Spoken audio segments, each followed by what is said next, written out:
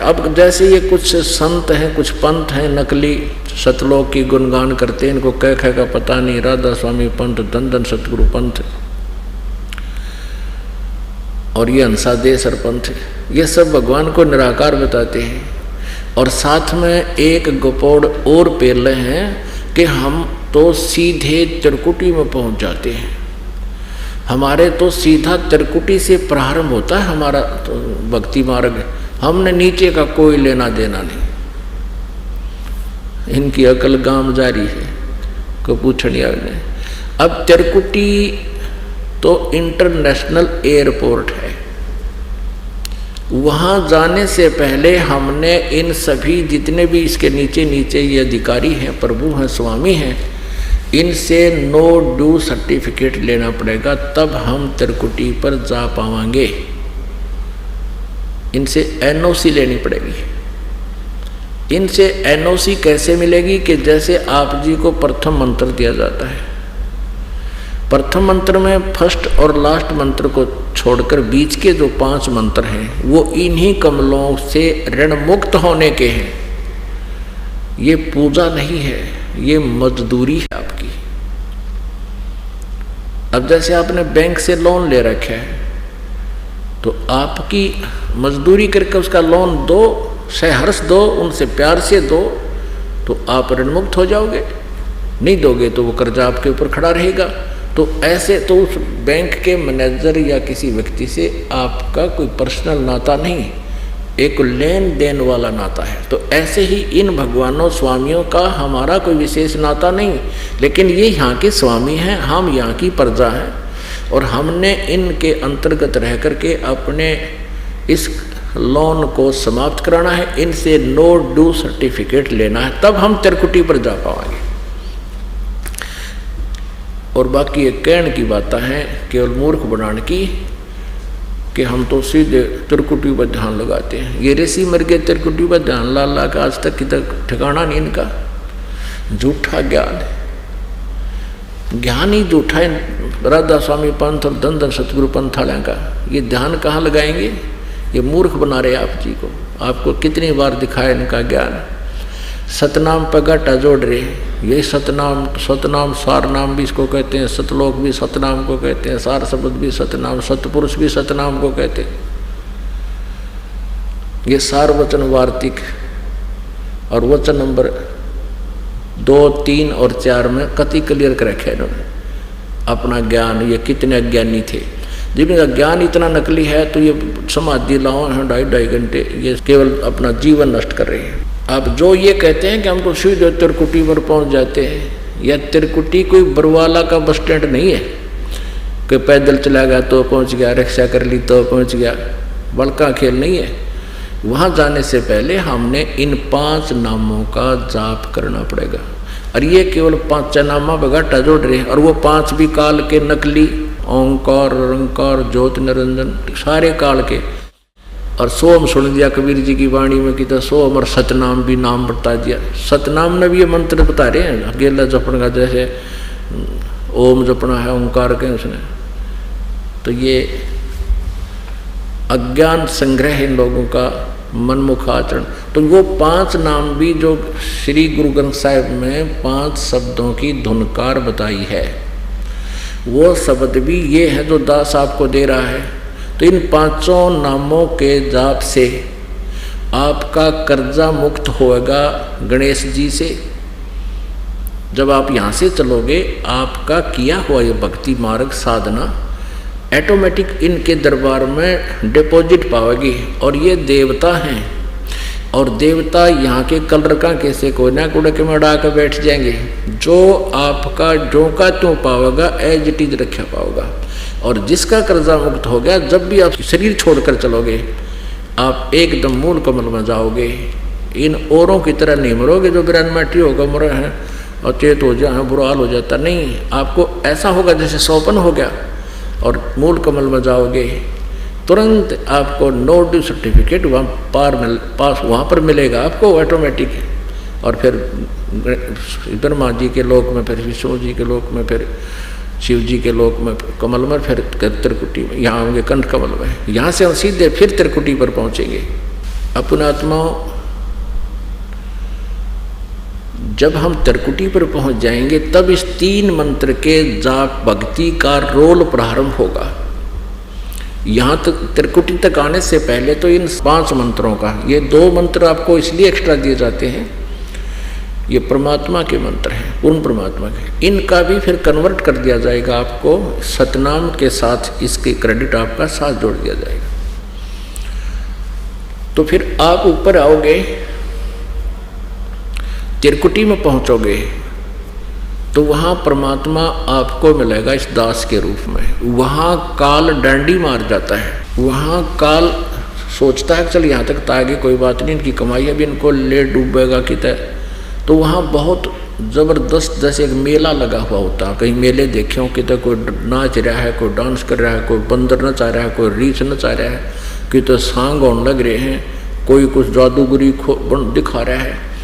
तो वहाँ जो उद्देश्य से जो व्यक्ति गया है वो उद्देश्य ना भूल जावे, और उनके नाच गाने खेल के जेब में पैसे हैं, पैसे से वहाँ सब टेंट लगे होते हैं, टैक्स टिकट लगी होती है, तो सर्कस हो रहे हैं। तो वहाँ परमात्मा आवेगा इस दास के रूप में, नूरी रूप बना के। नूरी मीन तेज पुंज के शरीर में होगा, एचडी आकृति होगी, सुंदर शरीर होगा और बहुत हल्के तेज पुंज का होगा।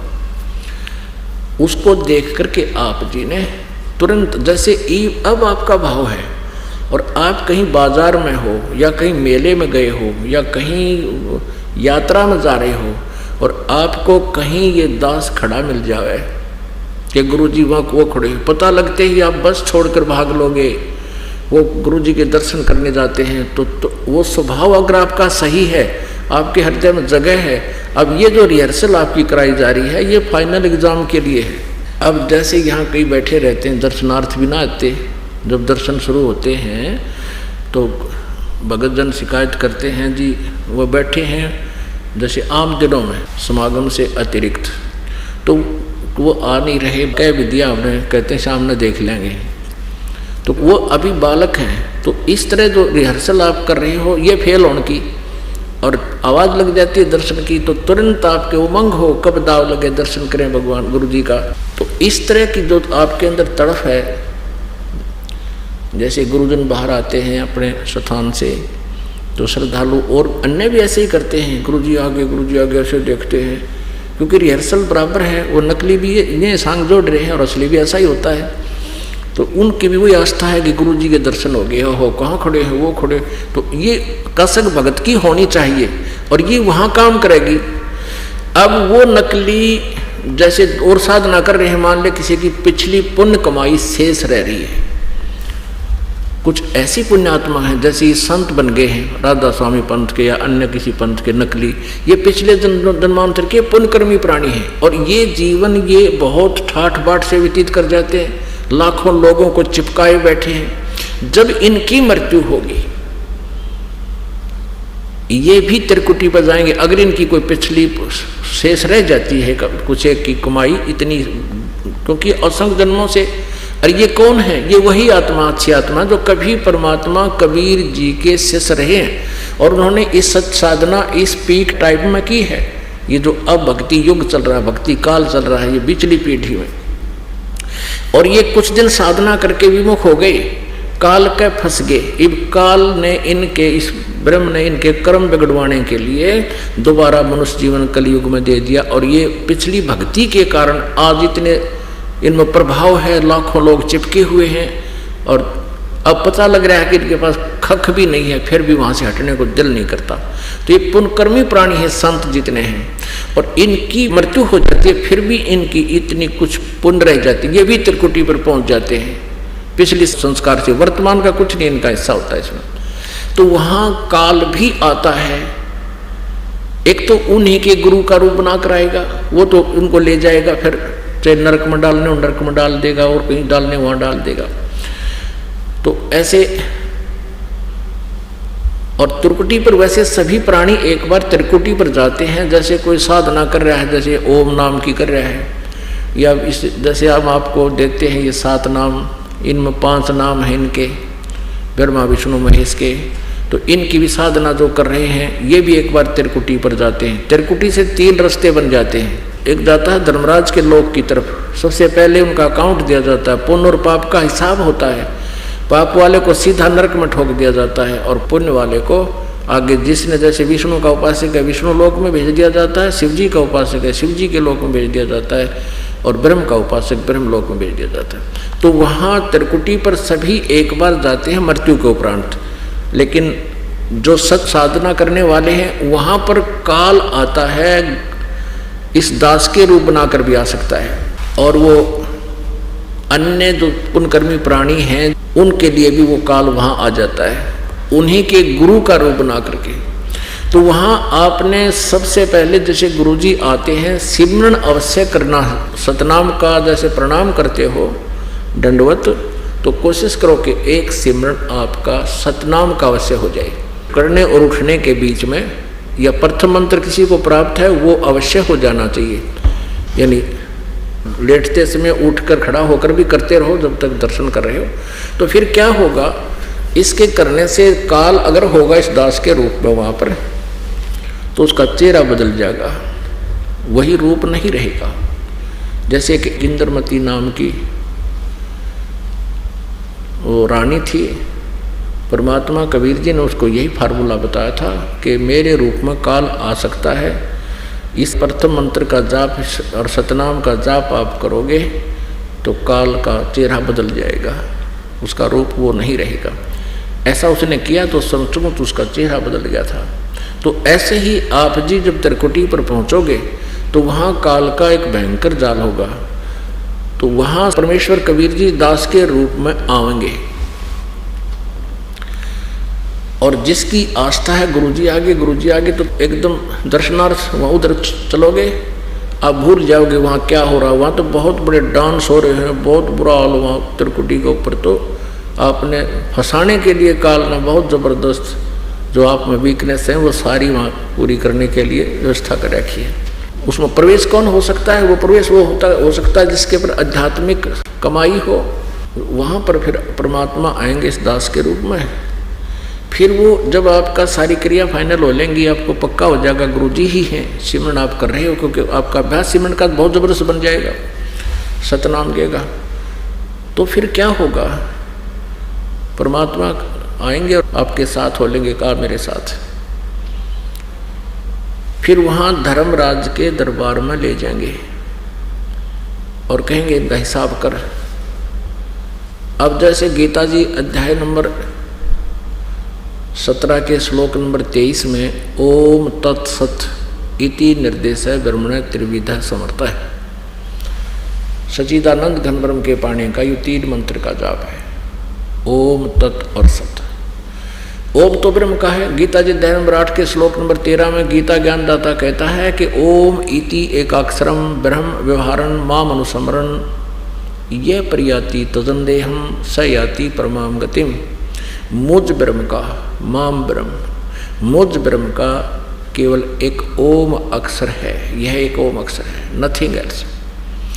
और उच्चारण करके सिमरण करता हुआ यह प्रयाति तजंदेहम, जो शरीर छोड़कर जाता है, स याति परमाम गति, वो ब्रह्म से मिलने वाली जो परम गति है, यानी ब्रह्म लोक मिलता है ब्रह्म से, उसको प्राप्त होता है। आज के सत्संग का निष्कर्ष ये है पुण्यात्माओं,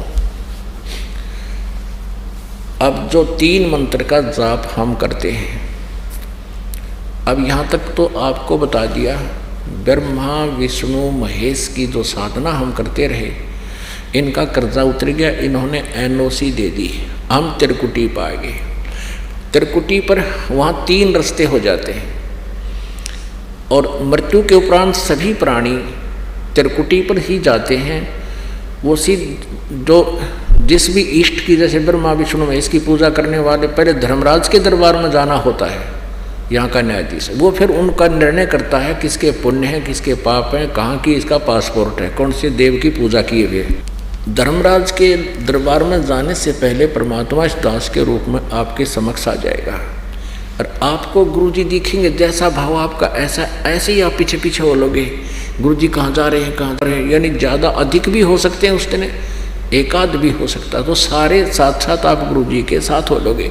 प्रणाम करोगे, आशीर्वाद लोगे, और फिर कहाँ चढ़ना भी चलो आपका पासपोर्ट बनवाते हैं। तो धर्मराज के दरबार में जाएंगे और वहाँ आपका ओम नाम के जाप की जो कमाई होगी, साधना है, वो इस धर्मराज को यानी काल को, ब्रह्म को दे देंगे, या इसकी पूजा है इसको छोड़ देंगे। फिर ये हमें सभी पापों से मुक्त कर देगा। जो गधे कुत्ते बनाकर हमें तंग करता था ये नहीं करेगा, क्योंकि इसकी सारा अकाउंट क्लियर हो जाएगा। और पाप नाश परमात्मा कर देगा। परमात्मा की भक्ति में हमारे पापों का नाश करने की पावर है इस मंत्र में।